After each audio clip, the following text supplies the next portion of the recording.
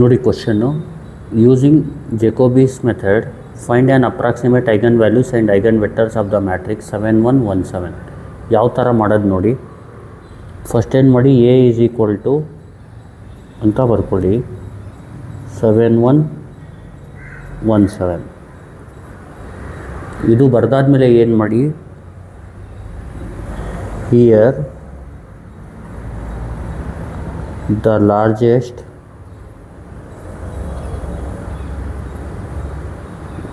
ನಾನ್ diagonal element ಅಂತ ಬರ್ಕೊಳ್ಳಿ. ಏನು ಬರೀತೀರಾ, here the largest non diagonal element. ಇಲ್ಲಿ ಇದು ಡಯಾಗ್ನಲ್ ಎಲಿಮೆಂಟ್ಸು, ಇದು ನಾನ್ ಡಯಾಗ್ನಲ್ ಎಲಿಮೆಂಟು ಬಂದು 1. A12 ಬಂದು A21 ಎರಡೂ ಸೇಮ್ ಇದೆ, ದಟ್ ಈಸ್ 1. ಇಲ್ಲೇನು ಮಾಡಬೇಕು ನೆಕ್ಸ್ಟ್ ಅಂದರೆ, ನೀವು ಆ್ಯಂಡ್ ಅಂತ ಬರೆದು A11 A22 ಅಂದರೆ ಈ ಡಯಾಗ್ನಲ್ ಎಲಿಮೆಂಟ್ಗೆ ನಾನ್ ಡಯಾಗ್ನಲ್ ಎಲಿಮೆಂಟ್ಗೆ ಕರೆಸ್ಪಾಂಡಿಂಗ್ ಡಯಾಗ್ನಲ್ ಎಲಿಮೆಂಟ್ಸ್ಗಳನ್ನ ಬರ್ಕೋಬೇಕು. A11 A22 is equal to 7. ನೋಡಿ, ಇದಾದಮೇಲೆ ಏನು ಮಾಡಬೇಕಂದ್ರೆ tan 2θನ ಫೈಂಡ್ ಮಾಡಬೇಕು. tan 2θಗೆ ಫಾರ್ಮುಲಾ ಬಂದು 2 times A12 divided by A11 minus A22. ಈ ಫಾರ್ಮುಲಾ ಜ್ಞಾಪಕ ಇಟ್ಕೊಳ್ಳಿ. 2 times 1 divided by 7 minus 7. 2 1s are 2, 7 minus 7 ಅಂದರೆ 0. 2 ಬೈ 0 ಇಸ್ ಇನ್ಫಿನಿಟಿ. ಈಗ ನೋಡಿ, ಇದು ಬೇಸಿಕ್ ಗೊತ್ತಿರಲಿ ನಿಮಗೆ. tan 2θ ಅಂದರೆ tan ಇನ್ಫಿನಿಟಿ ಅಂದರೆ tan π/2. tan ಇನ್ಫಿನಿಟಿ ಅಂದ್ರೇನು, tan π/2. ಇದು ಬೇಸಿಕ್ ಗೊತ್ತಿರಲಿ ನಿಮಗೆ. ಇಲ್ಲಿ tan 2θ ಈಸ್ ಈಕ್ವಲ್ ಟು ಏನು, ಇನ್ಫಿನಿಟಿ ಬಂದಿದೆ. Therefore tan 2θ is equal to infinity ಬದಲು ಏನು ಹಾಕ್ಕೋಬೋದು ನಾವು, tan π/2 ಹಾಕ್ಕೋಬೋದು. ಯಾಕೆ ಹೇಳಿ, ಸಾರಿ ಇದು ಒಂದು ರಾಂಗ್ ಇದೆ. ಇನ್ಫಿನಿಟಿ ಅಂದರೆ tan π/2, tan π/2 ಅಂದರೆ ಇನ್ಫಿನಿಟಿ, ಸಾರಿ. ಈಗ ನೋಡಿ, tan 2θ ಅಂದರೆ tan π/2 ಇಂಪ್ಲೈಸ್ 2θ ಅಂದ್ರೇನು, π/2. ಇಲ್ಲಿ ನೋಡಿ, tan ಇರೋದ್ರಿಂದ 2θನ π/2 ಅಂತ ತಗೋಬೋದು. ಇಂಪ್ಲೈಸ್ θ ಈಸ್ ಈಕ್ವಲ್ ಟು π/4 ಆಗುತ್ತೆ. θ ಏನಾಗುತ್ತೆ, π/4 ಆಗುತ್ತೆ. ಯಾಕೆ π/4 ಆಗುತ್ತೆ ಹೇಳಿ, 2 2s are 4 ಆಗುತ್ತೆ. ಈಗ ಇದಾದ ತಕ್ಷಣವೇ ನೀವೇನು ಮಾಡಬೇಕಂದ್ರೆ ದ ಆರ್ಥೋಗೋನಲ್ ಮ್ಯಾಟ್ರಿಕ್ಸ್ ಈಸ್ ಅಂತ ಬರ್ಕೋಬೇಕು. ದ ಆರ್ಥೋಗೋನಲ್ ಮ್ಯಾಟ್ರಿಕ್ಸ್ ಈಸ್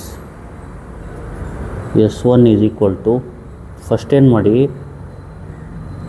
ಇಲ್ಲಿ ನೋಡಿ, ಇಲ್ಲಿ 2x2 ಇರೋದ್ರಿಂದ ಇಲ್ಲೂ 2x2 ಬರೀರಿ. ಗೊತ್ತಾಗ್ತಿದೆಯಲ್ವಾ? 3x3 ಇದ್ದರೆ 3x3 ಬರೀರಿ. 2x2 ಇದ್ದಾಗ ಏನು ಮಾಡಬೇಕು, ಫಸ್ಟು ಡಯಾಗ್ನಲ್ಲು cos θ ಬರ್ಕೋಬೇಕು. ಎರಡೂ ಏನು ಬರ್ಕೋಬೇಕು, ಡಯಾಗ್ನಲ್ cos θ. ಆಮೇಲೆ cos θ ರೈಟ್ಗೆ ಮೈನಸ್ sin θ ಬರೀಬೇಕು. cos θ ಲೆಫ್ಟ್ಗೆ sin θ ಬರೀಬೇಕು. ಇಲ್ಲಿ ಜ್ಞಾಪಕ ಇಟ್ಕೊಳ್ಳಿ, cos θ ಅಂದ್ರೇನು, π/4. cos π/4 ಅಂದರೆ 1/√2. ಜ್ಞಾಪಕ ಇಟ್ಕೊಳ್ಳಿ, ರಫ್ ವರ್ಕ್ ಇದು. ಇದೇನು ಎಕ್ಸಾಮಲ್ಲಿ ಬರೆಯೋಕ್ಕೆ ಹೋಗಬೇಡಿ. cos π/4 ಅಂದರೂ 1/√2, sin π/4 ಅಂದರೂ 1/√2. ಇದು ಗೊತ್ತಿರಬೇಕು ನಿಮಗೆ.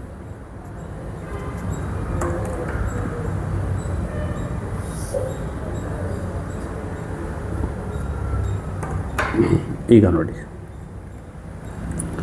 cos θ ಅಂದರೆ cos π/4 ಅಂದರೆ 1/√2. ಇದು 1/√2 ಆಗುತ್ತೆ. ಇದು ಮೈನಸ್ 1/√2 ಆಗುತ್ತೆ. ಇದು 1/√2 ಆಗುತ್ತೆ. ಇದು 1/√2 ಆಗುತ್ತೆ. ಗೊತ್ತಾಗ್ತಿದೆಯಲ್ವಾ?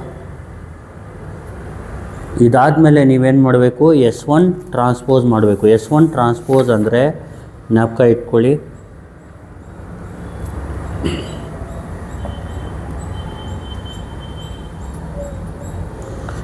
ಅಂದರೆ ರೋನ ಕಾಲಮ್ ಮಾಡೋದು. ಫಸ್ಟ್ ರೋನ ಫಸ್ಟ್ ಕಾಲಮ್ ಮಾಡಿ, 1/√2 ಮೈನಸ್ 1/√2.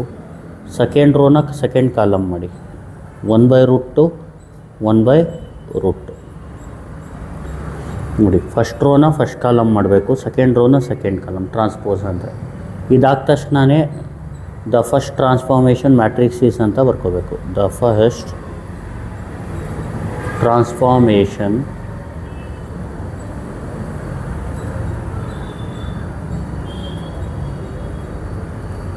ಮ್ಯಾಟ್ರಿಕ್ಸ್ ಈಸ್ ಅಂತ ಬರೆದು ಇಲ್ಲಿ ನೋಡಿ, ಇದಕ್ಕೆ formula B1 is equal to S1 transpose S1. ಇದು ಫಾರ್ಮುಲಾ. ಫಸ್ಟ್ S1 ಟ್ರಾನ್ಸ್ಪೋಸ್ ಏನು ಬರ್ಕೊಳ್ಳಿ. S1 ಟ್ರಾನ್ಸ್ಪೋಸ್ ಅಂದರೆ 1/√2 ಮೈನಸ್ 1/√2 1/√2 1/√2. ಇದು S1 ಟ್ರಾನ್ಸ್ಪೋಸು.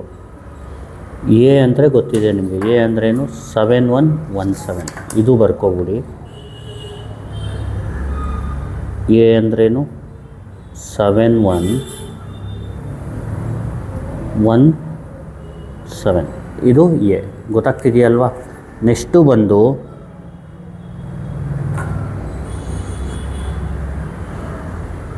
S1 ಅಂದರೆ ಇದು ಬರ್ಕೊಳ್ಳಿ. 1/√2 ಮೈನಸ್ 1/√2 1/√2 1/√2. ಈಗ ಕ್ಯಾಲ್ಸಿಲಿ ಯಾವ ಥರ ಮಾಡಬೇಕು ನೋಡ್ಕೊಳ್ಳಿ. ಈಗ ನೋಡಿ ಕ್ಯಾಲ್ಸಿಲಿ ಯಾವ ಥರ ಮಾಡೋದು. ಫಸ್ಟ್ ಏನು ಮಾಡಿ, ಕ್ಯಾಲ್ಸಿನ ಕ್ಲಿಯರ್ ಮಾಡ್ಕೊಳ್ಳಿ. Shift 9 3 equal. ನೆಕ್ಸ್ಟ್ ಏನು ಮಾಡಿ ಅಂದರೆ ಈ ಮ್ಯಾಟ್ರಿಕ್ಸ್ ಏನ ಟೈಪ್ ಮಾಡ್ಕೊಳ್ಳಿ. ಇದನ್ನ ಮೋಡು 6 ಮ್ಯಾಟ್ರಿಕ್ಸು, ಅದರಲ್ಲಿ 1 ಎ, ಅದರಲ್ಲಿ 2 × 2, ಆಮೇಲೆ 7 1 1 7. ಇದನ್ನ ಟೈಪ್ ಮಾಡ್ಕೊಳ್ಳಿ AC. ಇದು ಮ್ಯಾಟಿಯನ್ನು ಟೈಪ್ ಮಾಡೋದಾಯಿತು. ನೆಕ್ಸ್ಟ್ ಏನು ಮಾಡಿ, S1ನ ಟೈಪ್ ಮಾಡ್ಕೊಳ್ಳಿ. S1 ಅಂದರೆ ಇದನ್ನ ಟೈಪ್ ಮಾಡೋದು ಹೆಂಗೆ ಅಂದರೆ ಶಿಫ್ಟ್ ಹೊಡಿಬೇಕು, 4 ಹೊಡಿಬೇಕು, 1ಗೆ ಹೋಗಬೇಕು, ಆಮೇಲೆ 2ಗೆ ಹೋಗಬೇಕು, ಆಮೇಲೆ 5ಗೆ ಹೋಗಬೇಕು. ಅದರಲ್ಲಿ ಇದನ್ನ ಟೈಪ್ ಮಾಡ್ಕೋಬೇಕು. 1/√2 ಮೈನಸ್ 1/√2. ನೀವು ಫಸ್ಟ್ ಏನು ಮಾಡಬೇಕು, ಜ್ಞಾಪಕ ಇಟ್ಕೊಳ್ಳಿ. ಫಸ್ಟು ನೀವು ಇದನ್ನ ಮ್ಯಾಟ್ ಎನ ಟೈಪ್ ಮಾಡ್ಕೋಬೇಕು, ಆಮೇಲೆ ಮ್ಯಾಟ್ ಬಿನ ಟೈಪ್ ಮಾಡ್ಕೋಬೇಕು. ಮ್ಯಾಟ್ ಎಗೆ ಮೋಡಿಂದ ಮಾಡಿ, ಮ್ಯಾಟ್ ಬಿಗೆ ಶಿಫ್ಟು 4ಇಂದ ಮಾಡಿ. ಗೊತ್ತಾಗ್ತಿದೆಯಲ್ವಾ. 1/√2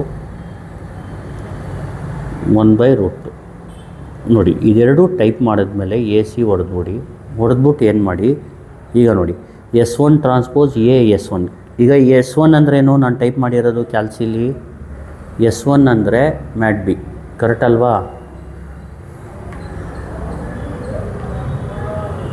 S1 ಅಂದರೆ ಮ್ಯಾಟ್ ಬಿ, ಎ ಮ್ಯಾಟ್ರಿಕ್ಸ್ ಅಂದರೆ ಮ್ಯಾಟ್ ಎ, ಮತ್ತು S1 ಅಂದರೆ ಮ್ಯಾಟ್ ಬಿ. ಆದರೆ ಇಲ್ಲಿ S1 ಟ್ರಾನ್ಸ್ಪೋಸ್ ಇದೆ, ಬೇಕಾದರೆ ಮ್ಯಾಟ್ ಟ್ರಾನ್ಸ್ಪೋಸ್ ಅಂತಲೂ ಇದೆ ಕ್ಯಾಲ್ಸಿಲಿ, ಬೇಕಾದ್ರೆ ಅದು ಯೂಸ್ ಮಾಡಿ. ಇಲ್ಲಾಂದರೆ ಇದು ಆರ್ಥೋಗ್ನಲ್ ಮ್ಯಾಟ್ರಿಕ್ಸ್ ಅಂದರೆ ಟ್ರಾನ್ಸ್ಪೋಸು ಇನ್ವರ್ಸ್ ಎರಡೂ ಸೇಮ್ ಇರುತ್ತೆ. ಅಂದರೆ ಇನ್ವರ್ಸ್ ಮಾಡಿದ್ರು ಒಂದೇ ಆನ್ಸರ್, ಟ್ರಾನ್ಸ್ಪೋಸ್ ಮಾಡಿದ್ರು ಒಂದೇ ಆನ್ಸರ್. ಜಾಸ್ತಿ ತಲೆ ಕೆಡಿಸ್ಕೊಬಿಡಿ. ಈ ಥರ ಕ್ಯಾಲ್ಸಿಲಿ ಟೈಪ್ ಮಾಡಿ ಆನ್ಸರ್ ಸಿಗ್ಬಿಡುತ್ತೆ. ಅಂದರೆ mat B inverse into mat A into mat B. ನೋಡಿ ತೋರಿಸ್ಕೊಡ್ತೀನಿ. ಫಸ್ಟ್ ಏನು ಮಾಡಬೇಕು, ಇದನ್ನ ಟೈಪ್ ಮಾಡಬೇಕು. ಮ್ಯಾಟ್ ಬಿ ಇನ್ವರ್ಸ್ ಟೈಪ್ ಮಾಡೋದು ಯಾವ ಥರ ಅಂದರೆ ಶಿಫ್ಟು 4, ಇದರಲ್ಲಿ 4, ಇದು ಇನ್ವರ್ಸು ಇಂಟು, ಆಮೇಲೆ ಮ್ಯಾಟ್ ಎನ ಟೈಪ್ ಮಾಡೋದು ಯಾವ ಥರ ಅಂದರೆ ಶಿಫ್ಟು 4, ಮ್ಯಾಟ್ ಎ ಅಂದರೆ 3 ಇಂಟು, ಮ್ಯಾಟ್ ಬಿನ ಟೈಪ್ ಮಾಡೋದು ಯಾವ ಥರ ಅಂದರೆ ಶಿಫ್ಟು 4, ಮ್ಯಾಟ್ ಬಿ ಅಂದರೆ 4 ಈಕ್ವಲ್ ಹೊಡೀರಿ. ಆನ್ಸರ್ ಏನು ಬರುತ್ತೆ, 8006. ಇಷ್ಟೇ ಆನ್ಸರ್.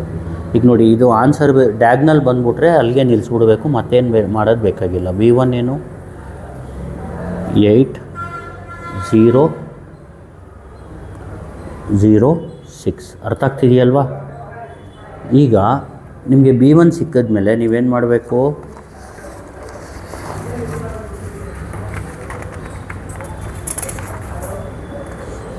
ಡಯಾಗ್ನಲ್ ಮ್ಯಾಟ್ರಿಕ್ಸ್ ಬಂದ ತಕ್ಷಣವೇ ಈ ಡಯಾಗ್ನಲ್ ಎಲಿಮೆಂಟ್ಸ್ನ ನೀವೇನಂತ ಹೇಳಬೇಕು, ಐಗನ್ ವ್ಯಾಲ್ಯೂಸ್ ಅಂತ ಹೇಳಬೇಕು.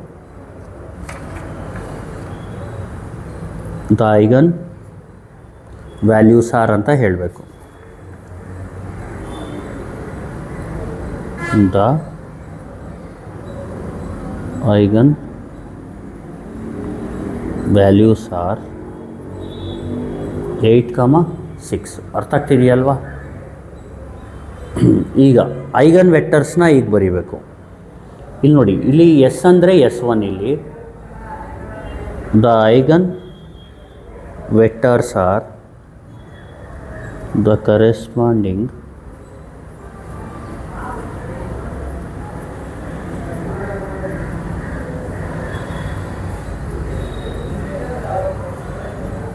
ಇಲ್ಲಿ S1 ಕಾಲಮ್ಸ್ ಇದೆಯಲ್ವ, ಅದು ಐಗನ್ ವೆಕ್ಟರು. ಜ್ಞಾಪಕ ಇಟ್ಕೊಳ್ಳಿ. ಏನಾದರೂ ಡಯಾಗ್ನಲ್ ಎಲಿಮೆಂಟ್ ಬರಲಿಲ್ಲ ಅಂದರೆ ನಮಗೆ ಎಷ್ಟು ನಾವು ಫೈಂಡ್ ಮಾಡಬೇಕಾಗತ್ತೆ, ಆಮೇಲೆ B2ನ ಫೈಂಡ್ ಮಾಡಬೇಕಾಗತ್ತೆ. B1 ಏನಾದರೂ ಡಯಾಗ್ನಲ್ ಮ್ಯಾಟ್ರಿಕ್ಸ್ ಬರಲಿಲ್ಲ ಅಂದರೆ B2 ಬಂದರೆ B2ಗೆ ಸ್ಟಾಪ್ ಮಾಡಬೇಕು. ಆವಾಗ ಏನು ಮಾಡಬೇಕು, ಎಸ್ನ ಫೈಂಡ್ ಮಾಡಬೇಕು, S1 ಇಂಟು S2. ಅರ್ಥ ಆಗ್ತಿದೆಯಲ್ವಾ? ಅದು ಎಸ್ಸಲ್ಲಿರೋ ಕಾಲಮ್ಸ್ ಬಂದು ಐಗನ್ ವೆಕ್ಟರ್ಸ್ ಆಗುತ್ತೆ. ಆದರೆ ಇಲ್ಲಿ ಡಯಾಗ್ನಲ್ B1 ಇಂದಾನೇ ಬಂದಿರೋದ್ರಿಂದ 8 ಮತ್ತು 6ನ ನಾವು ಐಗನ್ ವ್ಯಾಲ್ಯೂಸ್ ಅಂತೀವಿ. S1ನ first column, S1 first column ಇದೆಯಲ್ಲ, ಅದನ್ನ ಐಗನ್ ವೆಕ್ಟರ್ ಅಂತೀವಿ. ಮತ್ತು ಫಸ್ಟು ಮತ್ತು ಸೆಕೆಂಡ್ ಕಾಲಮ್ಸ್ನ, ಅಂದರೆ ಕಾಲಮ್ಸ್ ಆಫ್ S1ನ ನಾವೇನಂತೀವಿ, ಐಗನ್ ವೆಕ್ಟರ್ಸ್ ಅಂತ ಹೇಳ್ತೀವಿ. ಗೊತ್ತಾಗ್ತಿದೆಯಲ್ವಾ? The corresponding eigen vectors are 1/√2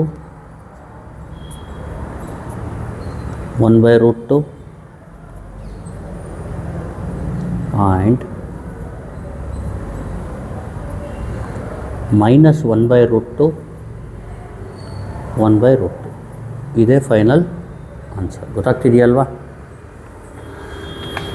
ಈಗ ನೋಡಿ, ಇನ್ನೊಂದು ಸತಿ ಹೇಳ್ಕೊಟ್ಬಿಡ್ತೀನಿ ನೋಡಿ. ಕ್ವಶನ್ ಬಂದು using Jacobi method find an approximate eigenvalues and eigenvectors for the matrix ಅಂತ ಕೇಳಿದ್ದಾರೆ. ಈಗ 7 1 1 7 ನೋಡಿ. ಫಸ್ಟ್ ಏನು ಮಾಡಿ, A = 7 1 1 7 ಬರ್ಕೊಳ್ಳಿ. Here the largest non diagonal element ಬಂದು ಇದು ಡಯಾಗ್ನಲ್ ಎಲಿಮೆಂಟ್ಸು, ಇದು ನಾನ್ ಡಯಾಗ್ನಲ್ ಎಲಿಮೆಂಟು. ನಾನ್ ಡಯಾಗ್ನಲ್ ಎಲಿಮೆಂಟ್ ಎರಡೂ ಸೇಮ್ ಇದೆ, ಅದು 1 ಅಂದ್ಕೊಳ್ಳಿ. A12 A21 = 1. ಇದರಲ್ಲಿ ಬೇರೆ ಬೇರೆ ಇದ್ದರೆ ಯಾವ್ದು ಲಾರ್ಜೆಸ್ಟ್ ಇದೆ ಅದು ತೊಗೋಬೇಕು. ಗೊತ್ತಾಗ್ತಿದೆಯಲ್ವಾ?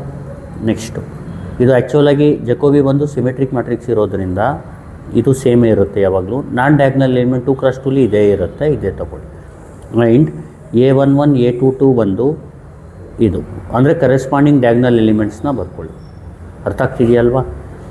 ಈಗ ನೋಡಿ ಇದು ಮ್ಯಾಟ್ರಿಕ್ಸಲ್ಲಿ ಏನು ಗೊತ್ತಾ, ಇದು ಬೇಕಿದ್ರೆ ಚೇಂಜ್ ಇರುತ್ತೆ, ಇದು ಸೇಮೇ ಇರುತ್ತೆ. ಅರ್ಥ ಆಗ್ತಿದೆಯಲ್ವಾ? ಕರೆಸ್ಪಾಂಡಿಂಗ್ ಎಲಿಮೆಂಟ್ ಸೇಮ್ ಇರುತ್ತೆ. ಇಲ್ಲಿ tan 2θಗೆ formula 2 × A12 / A11 - A22. 2 × A12 ಅಂದರೆ 1, 7 - 7 ಅಂದರೆ 0, 2/0 ಅಂದರೆ ಇನ್ಫಿನಿಟಿ. tan 2θ ಅಂದರೆ ಇನ್ಫಿನಿಟಿ ಅಂದರೆ tan π/2 ಅಂತ. ಅದಕ್ಕೆ 2θ ಅಂದರೆ tan 2θ = tan π/2. 2θ ಅಂದರೆ π/2 ಆಗುತ್ತೆ, θ π/4 ಆಗುತ್ತೆ. ನೆಕ್ಸ್ಟ್ ಏನು ಮಾಡಬೇಕು, S1ನ ಫೈಂಡ್ ಮಾಡಬೇಕು. S1 ಫಾರ್ಮುಲಾ ಜ್ಞಾಪಕ ಇಟ್ಕೊಳ್ಳಿ. ಆರ್ಥೋಗೋನಲ್ ಮ್ಯಾಟ್ರಿಕ್ಸ್ ಅಂತೀವಿ. cos θ - sin θ sin θ cos θ. First cos θ ಬರೀರಿ. cos θ ರೈಟ್ಗೆ -sin θ, cos θ ಲೆಫ್ಟ್ಗೆ sin θ ಬರೀರಿ.